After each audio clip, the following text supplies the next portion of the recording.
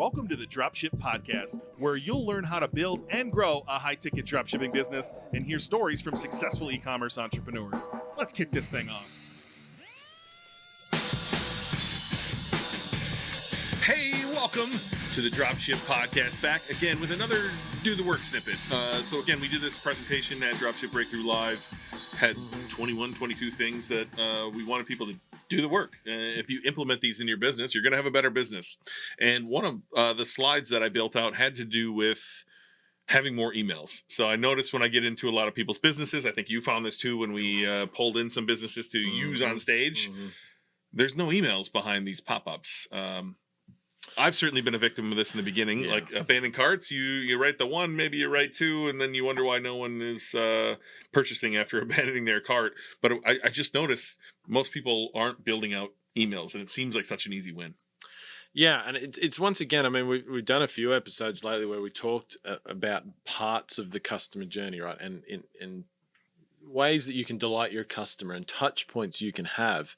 And I think, you know, it takes a certain number of touch points with your business before somebody buys from you, right? I think the average in e-commerce is like 7. In some businesses, it's I've heard it's like 27. Yeah, in some it's much more than that, I think. But the point is, like, the more touch points a customer can have with your business, assuming they're quality, good touch points, the more likely they are to buy from you. And email is kind of like a no-brainer for this, right? I mean, it's incredibly cheap. You know, like, I mean, you're going to subscribe to an email automation service to do it, which is probably going to cost you like $40 a month or something like this. And you can literally send as many emails as you want. A lot of them can be automated. I mean, you shouldn't just send automated ones, but a lot of it, 80% of it can be automated, right? Like, those emails just fire off automatically based on things that your customers are doing on your site or lengths of time or whatever. And so to me, it's just another one of those. And as we've said, like, so many businesses are not doing this well.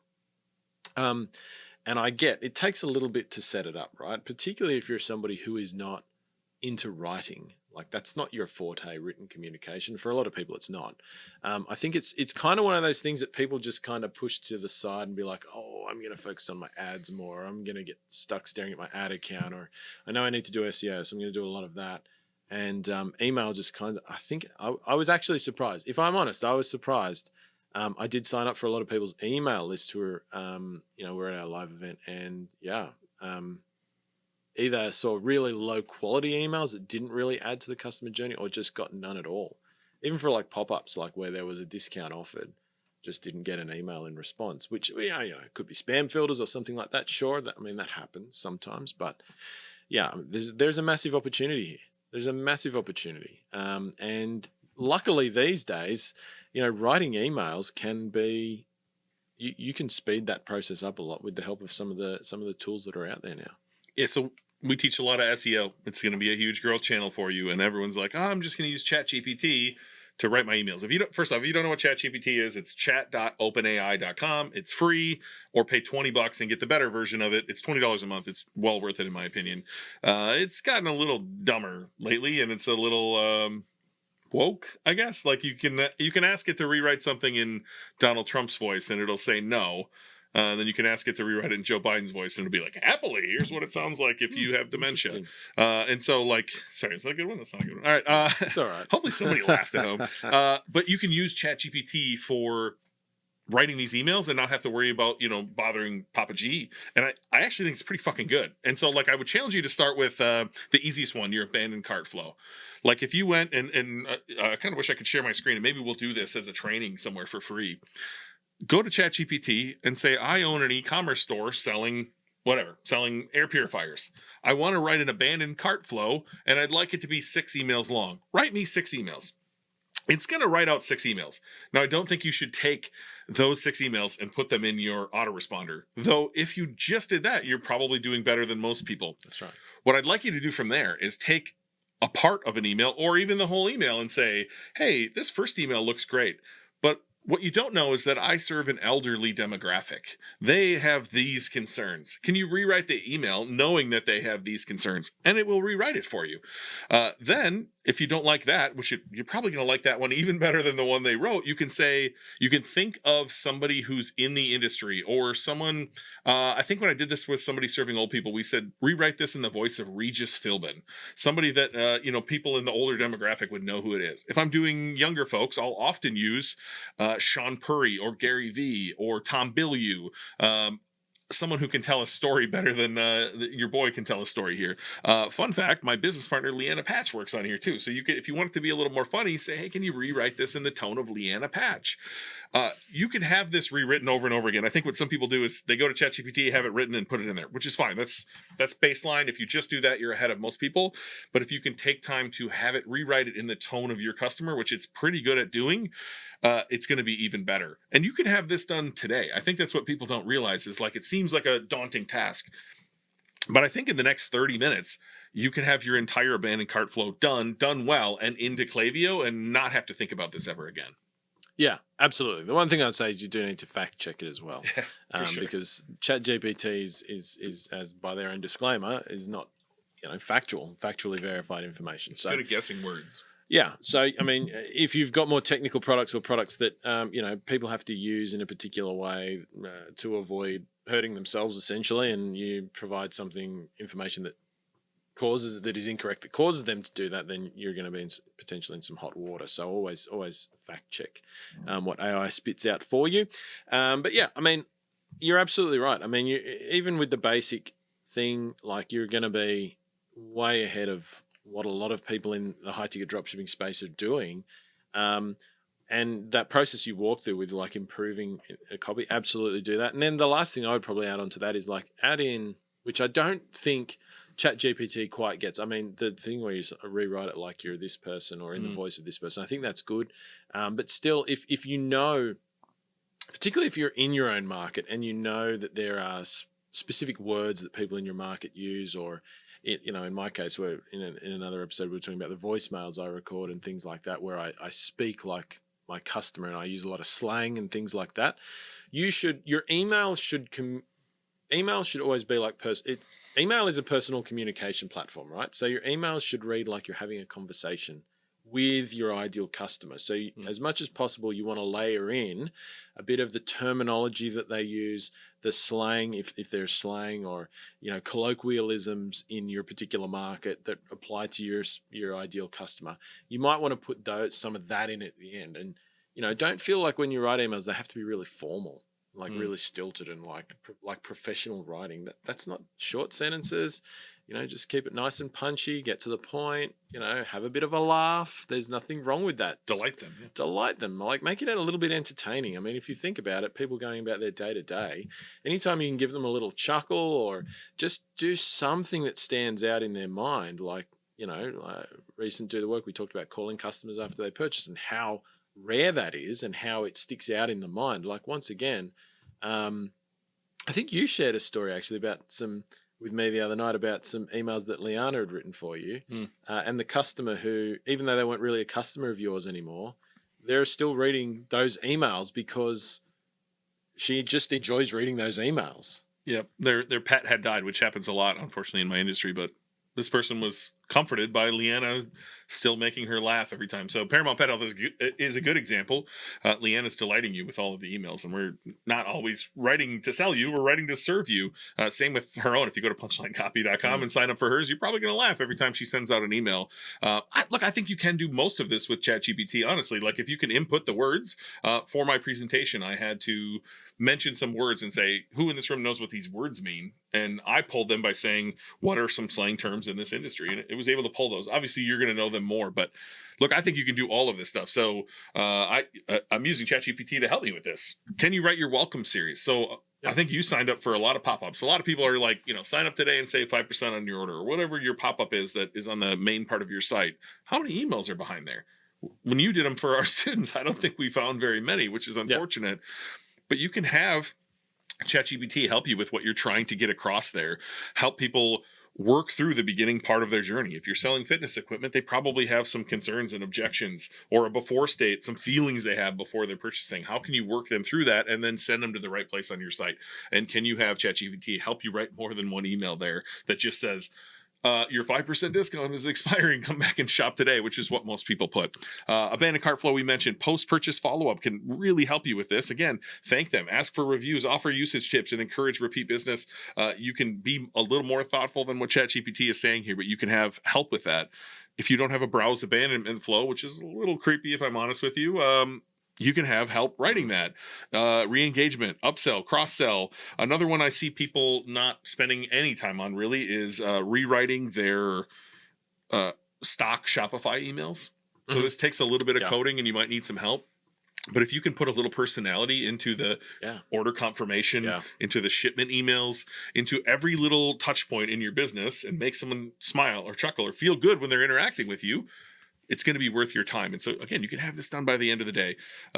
Another one you had mentioned in a previous episode is if you're using Judge.me or Reviews.io or Stamp.io, you're likely just sending out what it says inside of there. And so, again, can you go in there and punch those up? Can you make them a little spunky or make them laugh or make them smile in every little touch point that you have? So I think you can write a ton of these emails. At minimum, I would challenge anyone listening to this, go write your abandoned cart flow today.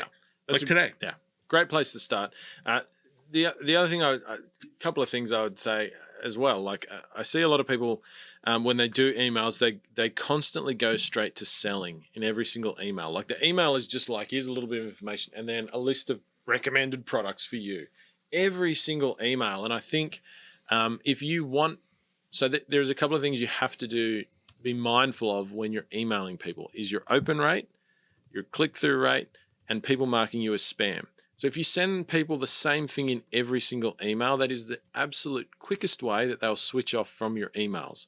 And once you start ending up in the spam folder which can happen if your open rate goes too low or just because people put you in the spam folder, that's going to get applied across Gmail automatically to other people who haven't even taken that action. And so you have to be really mindful of that. You don't have to sell in every single email. It's okay to just provide some information. It's okay just to give people something entertaining. And so absolutely, Ben said, get your abandoned cart set up, abandoned checkout set up, that flow, do that. That is the first thing. Something else I want you to do, if we're talking about doing the work and doing it consistently, I want you to get in the consistent habit of sending one email a week to your list. That is not an automated email, right? So this is kind of like a catch-all practice to have. When you get into the space of having more and more content, you do your SEO and all of this sort of thing, this gets easier to do. But the worst thing that can happen when somebody enters your email list one way or the other is they never hear from you again, right? And then one day you decide, I'd like to send an email to everybody on my list, and they haven't heard from you in 3 months, and you send them an email and they've forgotten who you are. They're going to unsubscribe. They're going to add you to spam and whatever. So you have to keep your email list, and it doesn't matter how big it is. This is the other thing I hear people say, I've only got 50 people on my list. I'm not going to send them any emails. I'm not going to send emails until I've got thousands of people on my list. That's when I'm going to do it regularly. And that's, once again, a really bad choice because this is a consistent practice that you need to practice to be in the habit of being in. So just one email a week. Send it. And it doesn't have to be, once again, here's some products I want you to buy, or here's a particular action I want you to take on my website. It doesn't have to be come and read my blog post if you don't have anything new to share there. You could literally just go onto YouTube, find a video that's somebody else's video that's extremely helpful to people in your niche, that helps, it talks about a common problem that people have or a solution or whatever it might be. It could be your example of the YouTube channel where dudes just play golf, right? And if you serve golfing people, right, you can just send them, say, hey, I was just on YouTube the other day and I came across this video. I really loved it. It answered this question for me and I thought you might enjoy it too. Sincerely, whatever your sign off is. You're entertaining people. You're providing helpful content, and even though you're not even sending them to your website, you still stick in their mind and your emails stick in their mind as somebody who is doing those things for them, is entertaining them, is providing them with helpful content, is paying attention to their needs. And once again, next time you send them an email that's like, oh, hey, I thought we've got this new product on our site. I think it'll help solve this problem. Do you want to buy it? They're going to be more predisposed to actually opening that and listening to what you've got to say. I'm going to read one here that we sent out for our pets business because I think it'll teach you that we're just trying to serve. There's no sales in this email. So the subject line is Grandma had it right. And here's the email. My grandma used to visit us every summer for 6 weeks. As long as she was there, her all beige wardrobe neatly laid out in the guest room adjoining my childhood bedroom, a few things were guaranteed to happen. 1, we would enjoy a nightly fresh fruit salad served individually in lovely little blue and white bowls. Grandma always left bananas out of hers. Lights you'd purposely left on would mysteriously be turned off to save electricity. And a pair of yellow rubber Playtex gloves took up permanent residence by the sink. I want to talk about those gloves for a second because they didn't just protect my grandma's hands, not to mention her sapphire ring, which I absolutely coveted in the only way that a kid can. Sparkly. Those same rubber gloves are also amazing at picking up pet hair. Yes, I know it sounds insane, but it works. Just rub your dry glove on any upholstered furniture to create static that loosens and gathers fur. Or wet the glove first for heavy-duty fur annihilation. You can even store your gloves under a couch cushion and pull them out whenever things start getting hairy. You'll save roughly $100 million on lint roller sheets, and it's so satisfying. Followed by a picture of someone in a yellow glove on a piece of upholstery with the caption that says, image lovingly stolen from Dan Avery at CNET because the gloves I use are actually teal. Don't tell my grandma. Just kidding. She died in 2016. Thanks, Leanna. Like, that's the email. I guarantee you're laughing at the end of that when she mentions her grandma's dead. And like, we're just being helpful. We're just showing you a way to get cat hair off your upholstery, which if you have any pet whatsoever, you have this as a problem. And so that's delight. That's just simply delighting somebody. And to your point, John, you can write emails like this and then go back and add them to your welcome flow. So that as you add one week after week after week after week, now when someone signs up for your welcome flow, they work through a few things that work through their journey, and then they're delighted day after day after day after day. So I know you and I write some things for Dropship Breakthru that we sent out as a blast, and now they're just part of a sequence that people get when they sign up. Yeah, literally that's how. So like if you go and sign up for one of our free trainings on our website, for example, you're going to then get probably around 60 days worth of emails, like one each day. And almost all of those emails, I did not sit down and write 60 emails and build that sequence of emails in one sitting. And then turn it on. Yeah, and then turn it on. That's not what happened. Like every time we have if you're on our email list, you'll see that I'll send you an email saying, hey, we just recorded this new podcast about this particular thing. You should go and give it a listen. End of email. No sales, right? I'll then grab that email and tack it on to the end of the flow because it's just an email that talks about something specific to the high-ticket dropshipping journey.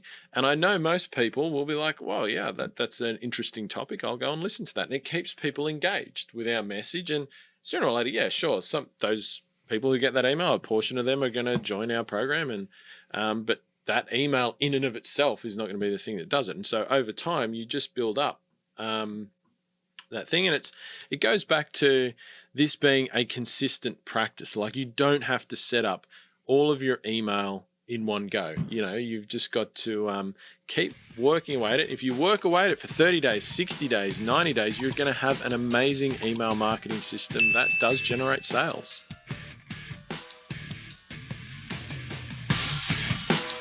Thanks for listening to the Dropship Podcast. You can find all the show notes for this episode at dropshippodcast.com.